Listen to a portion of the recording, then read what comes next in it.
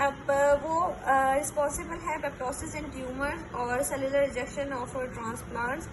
ठीक है, जो टी सेल्स मतलब वो एपोप्टोसिस करवाता है ट्यूमर्स की और इन ट्यूमर्स में, और सेलुलर रिजेक्शन करवाता है ट्रांसप्लांट की। फिर है elimination of parenchymal cells in pathological atrophy, ये वाला देख लेना। ओके, ये बोरिंग सही था। अब एपोप्टोसिस में सेल मार्कर क्या है एपोप्टोसिस का? एनेक्सिन 5।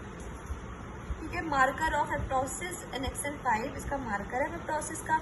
और एपोप्टोसिस में क्या होता है? कंडेंसेशन करेक्टर से उसकी कंडेंसेशन ऑफ न्यूक्लियर क्रोमैटिड। फिर CD95 मार्कर है एक्सटेंसिंग पाथवे ऑफ एपोप्टोसिस का।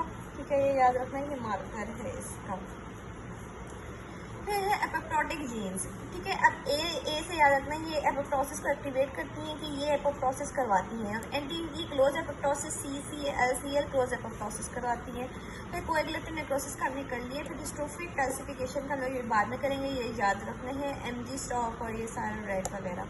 ठीक है, फिर स्मोकर्स का हमने देखना है। स्मोकर्स में जो है ना स्क्वामस मेटाप्लेजिया होता है, मेटाप्लेजिया चेंजिंग ऑफ सेल्स। ठीक है, अब हम ये बात करते हैं, ग्राफ को देख लीजिएगा। ठीक है, फिर हमारे पास सबसे पहले आते हैं, अब नेक्रोसिस में सबसे पहले हमने ये बताया है कि जो इंट्रासेलुलर प्रोटीन्स की लीकेज होती है ना डेमिस सेल मेम्ब्रेन से, वो प्रोवाइड करती है कि हम लोग उससे जो है ना ब्लड से। ठीक है, अब देखो हमने देखी थी ये नेक्रोसिस से जो है उन्होंने कहा था जब ये इंट्रासेलुलर प्रोटीन्स लीक आउट होती है, जाहिर है इसके साथ इंट्रासेलुलर प्रोटीन्स की लीक आउट होंगी, तो ये जाएंगे ब्लड में। और ब्लड का जब हम सैंपल लेंगे या प्लस सीरम का सैंपल लेंगे, ठीक है, तो उसमें हम लोग नेक्रोसिस को देख सकते हैं। फिर जो बताया हुआ है कार्डिक मसल फॉर एग्जाम्पल, ठीक है, उसमें एक unique isoform of contractile protein होती है ट्रोपोनिन, जबकि हेपेटिक बाइल डक्ट एपिथेलियम में जो है ना अल्कलाइन फॉस्फेटेज होता है, हेपेटोसाइट्स में ट्रांसअमाइनेज होता है। ये जो प्रोटीन्स हैं ये नेक्रोटिक सेल से ब्लड में जाती हैं जहाँ पे यूजफुल मार्कर क्वेरी होती है। ये याद रखना, कार्डिक मसल की ट्रोपोनिन, हेपेटिक बाइल डक्ट की अल्कलाइन फॉस्फेटेज, हेपेटोसाइट्स की, ठीक है, हेपेटिक बाइल डक्ट, ठीक है, बाइल डक्ट की अल्कलाइन फॉस्फेटेज, और जो हेपेटोसाइट्स है, जो लिवर सेल्स हैं, ये याद रखना, ये ट्रांसअमाइनेज, ये बहुत इंपॉर्टेंट है, ये सारे प्रोटीन पॉइंट्स आ सकते हैं। हम लोग बात करते हैं एपोप्टोसिस के बारे में। एपोप्टोसिस में इसमें एज सच दैट कुछ भी नहीं है, हम लोग ने सारा पढ़ा हुआ है, तो हम लोग ने फिजियोलॉजिकल कंडीशन इसमें से देख लेते हैं।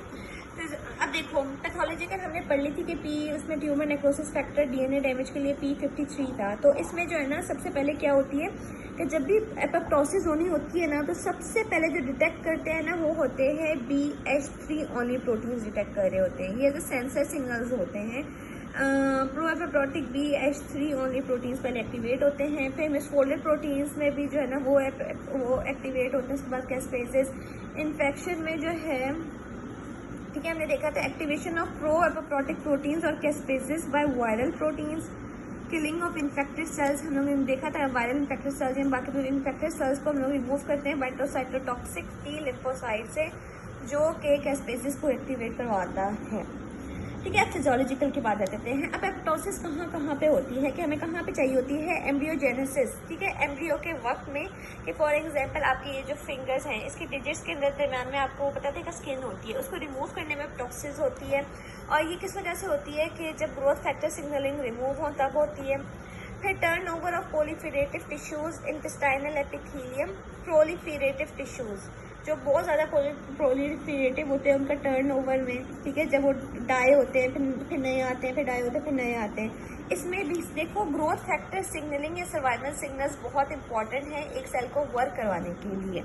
फिर आता है involution of hormonal dependent tissues के हार्मोन खत्म हुआ है, for example decrease hormone level जो है ना वो रिड्यूस सर्वाइवल सिग्नल्स को डिक्रीज कर देंगे। और हार्मोन किसमें खत्म हुआ है? एंडोमेट्रियम की वजह से, ठीक है। फिर ल्यूकोसाइड नंबर डिक्रीज हुए, जैसे इन्फ्लेमेशन हुई ना उसके बाद जो है ना वो खत्म होने के लिए हम लोग ने ल्यूकोसाइड नंबर को डिक्रीज किया। तो इसमें क्या है कि सर्वाइवल सिग्नल्स का लॉस हुआ, जिसकी वजह से ल्यूकोसाइड एक्टिवेशन जो है ना वो एलिमिनेट हो गई। फिर हार्मफुल सेल्फ रिएक्टिव लिम्फोसाइट्स, अब वो लिम्फोसाइट जो अपने आप को जो है देखते हैं कि उनका एंटीजन बहुत रिएक्टिव है, तो वो भी अपने आप की एपोप्टोसिस करवा देते हैं। अब इसके हम लोग फिजियोलॉजिकल में ये भी देख लेते हैं दोबारा से कि इसमें फिजियोलॉजिकल में क्या आ रही है कि एक्सेस सेल्स हम लोग रिमूव करते हैं, for example disappearance of web tissues, ये एपोप्टोसिस है, फिजियोलॉजिकल एपोप्टोसिस। तो एक हार्मोनल स्टिमुलाई रिमूव होने के बाद जब एप्टोसिस होती है, फॉर एग्जांपल एंड्रोमेट्रियल टिश्यू, फिर एक टॉपिक स्टिमुलाई की एलिमिनेशन हुई तो न्यूट्रोफिल्स जैसे एग्जांपल्स आ गए, जैसे न्यूट्रोफिल्स एक इन्फ्लेमेशन के बाद ख़त्म हो जाते हैं।